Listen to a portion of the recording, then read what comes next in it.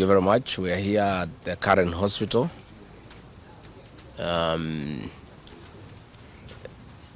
see the Honorable George Koimburi, the Honorable Member of Parliament for Juja, who was brought here in critical condition. Last Friday, the Honorable George Koimburi had a function in his constituency in a place called Kachororo, and he had a serious engagement with his constituents. In fact, I had the opportunity to address those people through the phone.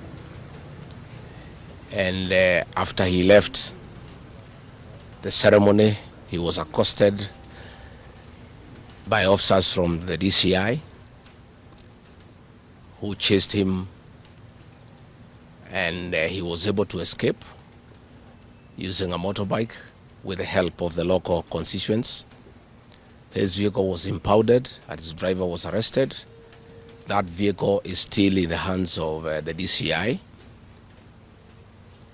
And on Sunday, when he was in church, immediately after the service, 2 undercover agents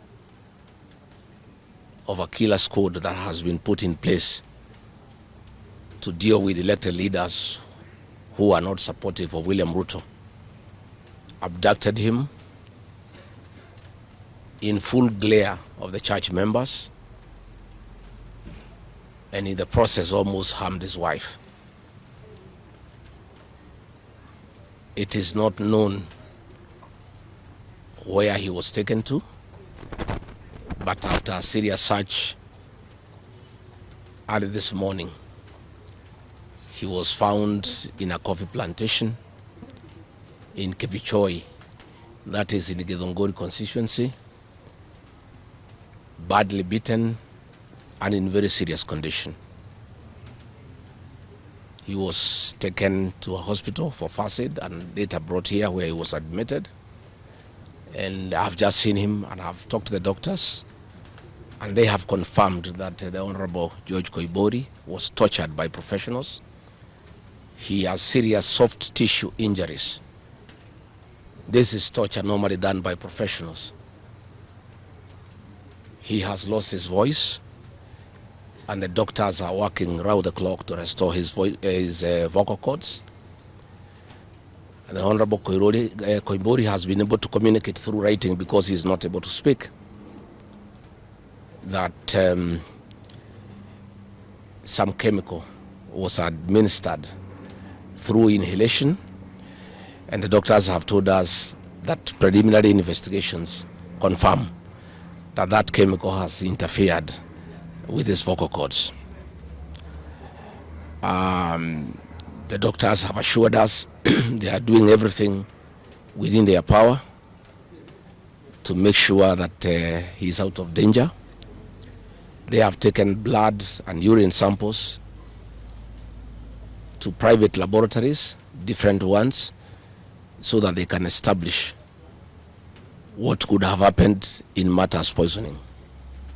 You remember last weekend I said that a special squad had been set aside, and now we have confirmation that President William Ruto, CS for Interior Kipchumba Murkomen, and the Deputy Inspector General, Mr. Eliud Langat, all from the Kalenjin community, have put up a squad to deal with leaders who are opposed to this regime. The Honorable Kipchumba Murkomen has sent a message to us through common friends that his appointment to the Ministry of Interior is to make sure that William Ruto is re-elected as president and to deal with anybody who can stop that objective. Officers from the National Police Service has confirmed to us that a special squad of 20 police officers from the Nandi sub-ethnic community are the ones behind the abduction of George Koimburi, and they are the ones that were deployed in Kakamega to target the Honorable John Methu and Karungo Athangwa. Specifically, there were about 300 police officers who were deployed in Kakamega, but 20 police officers from the Nandi sub-ethnic community under the direct command of the Deputy Inspector General, Eliud Langat, and reporting to Kipchumba Murkomen and William Ruto had been assigned to harm the Senator for Nyandarua and the Senator for Kiambu because of their vocal stand against this regime. Let me say that I want to appeal to the international community to rescue this country. William Ruto has become a very vengeful dictator, and his activities are similar to the one by Dr. In Dada and Mobutu Sese Seko. And the level of impunity in this country, if the international community does not come through for the people of Kenya, we are going to have not just killings, but maiming of elected leaders. What has happened to the Honorable Koimburi is a very deliberate attempt by William Ruto, Kipchumba Murkomen, and Langat to scare leaders who speak out. It is meant to scare them.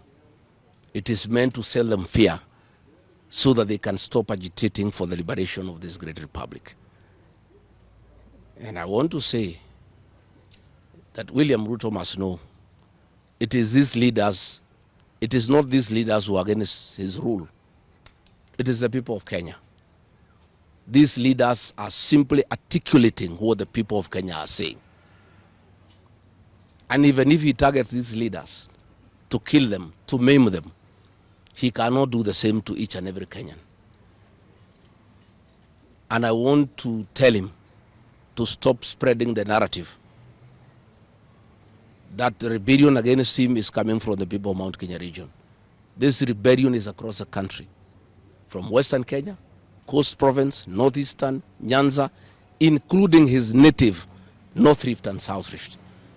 Members of the Kalenjin community are also up in arms because of the misuse of public resources, mismanagement of the economy, and the fact that there is no work going on in this country. So let me appeal to the international community to take a great interest in what is happening in Kenya. And we have seen what is happening in the neighboring countries, in Tanzania,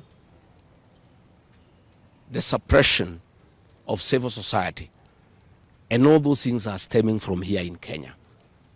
William Ruto has become intolerant. He cannot take criticism. And the reality of one term is slowly sinking into him, that has sent him into serious desperation, that he has now formed a killer squad of his sub-ethnic community of the Nandi to deal with leaders. Let me ask the people of Kenya to be calm. I want to ask the supporters of the Honorable Koimburi to stay calm. We'll do everything possible to make sure that we are more careful in the face of the repression that is going on.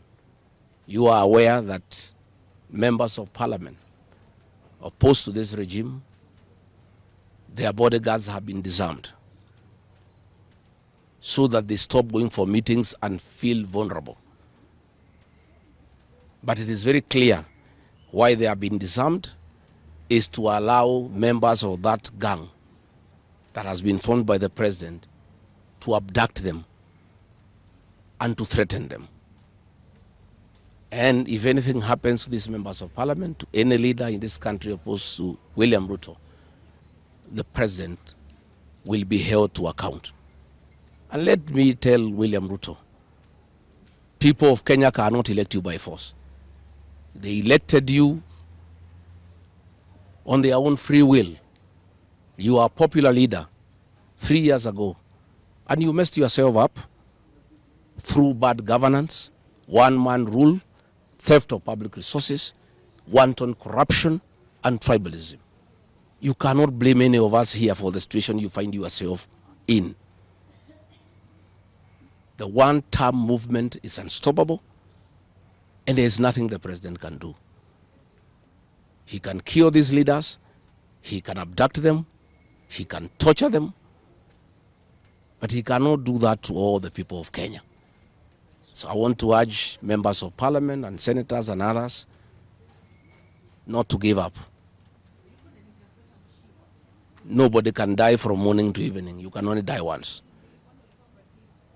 And the tree of liberation will be watered by blood.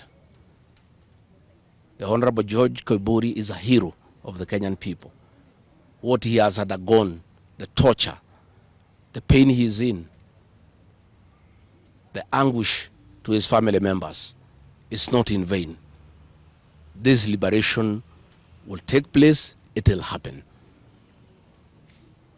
And let me conclude by asking the Kenyan people not to be intimidated. Kenya is a constitutional democracy.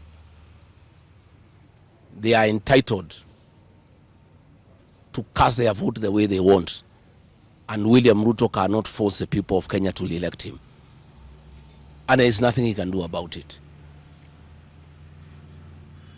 Thank you very much.